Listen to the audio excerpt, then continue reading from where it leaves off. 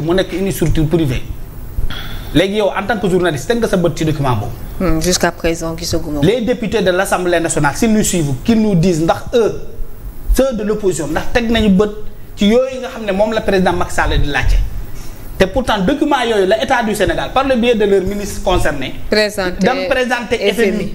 ba FMI ne leen wax nga dëgg léegi lan moo tax FMI moom mu am droit de regard sur des choses qui concernent les Sénégalais. ñun autres Sénégalais amuñu droit de regard gis rapport Mozart boobu nga xam ne dañ ko bind ci l'économie du Sénégal mais nous on a le droit le devoir de mettre l'œil sur ce document là pour xam ndax FMI fu mu sukkandiku ba wax ne y a une dette cachée si FMI l'a dit ainsi est-ce que dëgg la am déet y a une question de transparence. Très bien. nous autres Sénégalais soxla nañu ko. pour xam ndax dëgg-dëgg ndax Macky Sall moom moo nëbb det bi wala Ousmane Sonko moo yàq deru Sénégal ba tey ñuy dund lu ñu dund.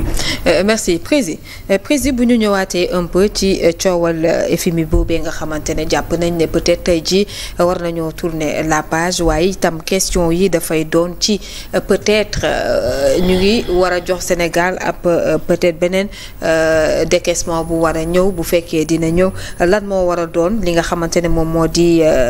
Nature bu lii ñu daal di soxla ci wàllu woowu waaye itam ndax Sénégal fi mu toll nii mën naa passer de FMI am déet. mais je pense que loolu kay les faits tranché nañ ko parce que booboog léegi ñu ngi ci diggante FMI di xool fan lay penché wu. cela veut dire quoi booboog léegi aussi voilà gouvernement Sénégal malgré.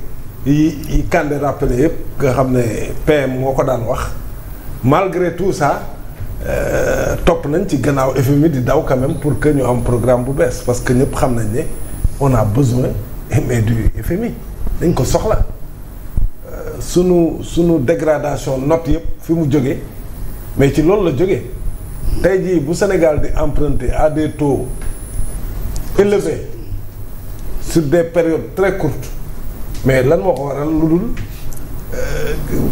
affaire dette cachée bii nga xam ne depuis l'avènement de ce régime là presque moo nekk sur la table ñu koy discuter dëgg la du dëgg. dëgg la du dëgg finalement mu impacté ci économie Sénégal au point que toutes les agences de notation dañu dégrader suñu note ba nga xam ne am xaalis sax daf ñuy jafe te buñ ko amee sax. mais ci ay taux yoo xam ne yu bon lañ koy am taux yoo xam ne dafay élevé te période bi ñu koy fay dafa gàtt voilà donc loolu mu nekk un handicap pour le pays leneen li mooy man sax je suis soulagé su fekkee ni nee nañ clap de fin la moi je suis soulagé parce que mënuñu dëkk ci depuis plus d'1 an ñu nekk ci ay discussions yoo xam ne mais à la limite c'est stérile. lan la ñuy apporter. rien daf ñu yàqal. parce que boo xoolee débat bii ñu instauré dafa yàqal Sénégal. Sénégal la yàqal. impacté ci population ak citoyens sénégalais yi négativement. donc au fond boo doon peser le pour et le contre mais débat bi jarul woon sax instauré. parce que finalement c'est le Sénégal qui a perdu. en 2 ans presque 2 ans. presque 2 ans Sénégal moo ci perte dellu ci gannaaw. ñàkk ci koppar gën cee endetté parce que aussi ce régime là comme FMI téye na loxoom mais il faut mu dem wuti xaalis pour survivre yow yaa doon wax léegi près de 1100 milliards. la ñu leen en moins de 2 ans. te cette somme là toi yow sentiroo ko man sentiruma ko économiquement le pays est à terre dafa jafe dafa metti 1100 milliards yooyu. ça a servi à quoi te pourtant discussion bi c'est autour de la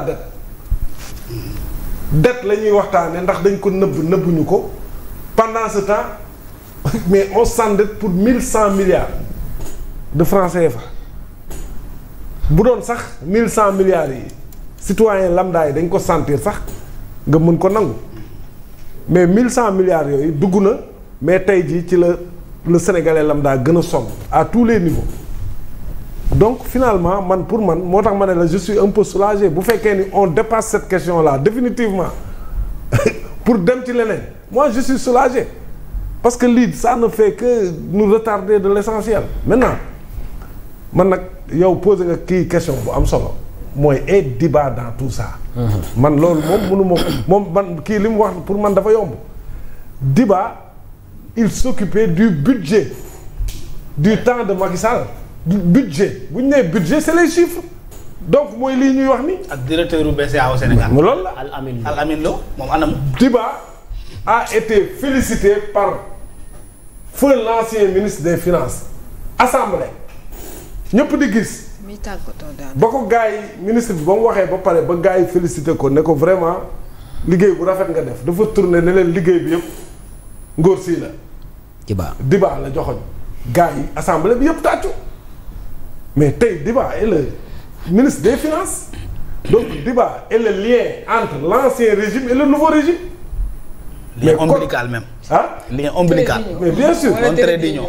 bien sûr mais Diba moomu tey bu ñuy wax ne dafa am dette bu ñu nëbboon te moom mu doon concevoir budget en tant que directeur du budget mais est-ce que mais kooku mais sa responsabilité mais ne peut pas être engagé. parce que il maîtrisait les chiffres sous l'ancien régime mais tey moo fi nekk donc il faut qu'il nous dise comment l'ancien régime a procédé. La question du FMI ça revient man loolu ça m'intéresse comment les gens ont fait pour cacher benn dette boo xam ne ñu ngi koy xayma ci 4200 milliards gars yi di wax bari na de. franc CFA 4200 milliards francs CFA la ñu nëbb sous l'ancien régime mais loolu dafa bari de. 11 milliards de dollars. maintenant ñun ñëpp nag ay nit lañ xaalis boobu kan lañ ko leb. bu amee ku ñu ko leb rek du am. il faut que Diba nous dise cet argent là Diba il faut qu'il explique aux Sénégalais parce que moo ngi fi woon tey moo fi nekkaat il faut qu'il nous dise cet argent là kan lañ ko leb buñ ko lebee ba pare fan lañ ko def ci ñan la jaar bu dee dañ ko dépenser fan lañ ko dépenser mais loolu le peuple daf ko war a on doit même l'exiger. Parce qu'on parle de 4200 milliards.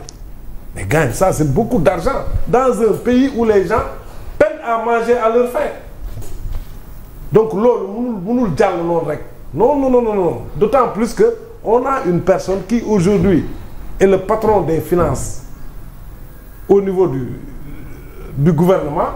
Mais cette personne-là aussi avait un rôle central dans l'ancien régime. Donc il faut qu'il nous explique. Et cette personne-là, curieusement, quand le premier ministre doon def conférence de presse bi mu njëkkee di dénoncer affaire chiffres yi il était absent. C'était l'absent le plus présent d'ailleurs parce que on parlait de chiffres c'est te moom nekk fort mais après aussi gis nañ ne yenn rencontres yeeg yenn affaires yi da doon esquiver di xam nga tey nag je pense que tey mënatul il peut plus se dérober. Il faut que le ministre des finances ñëw toog ak sénégalais yi wax leen ba mu fi nekkee 4200 milliards yooyu kan moo ñu ko lebal fan la jaar parce que li Macky Sall wax aussi dañ ko bàyyi xel nee na dette mënuñu ko contracter de l'extérieur te jaarul banque centrale mooy convertir monnaie bi. muy dëgg nag. waa léegi Diba moom il faut qu'il nous dise kan moo ñu lebal loolu xaalis boobu fan lañ ko lebee.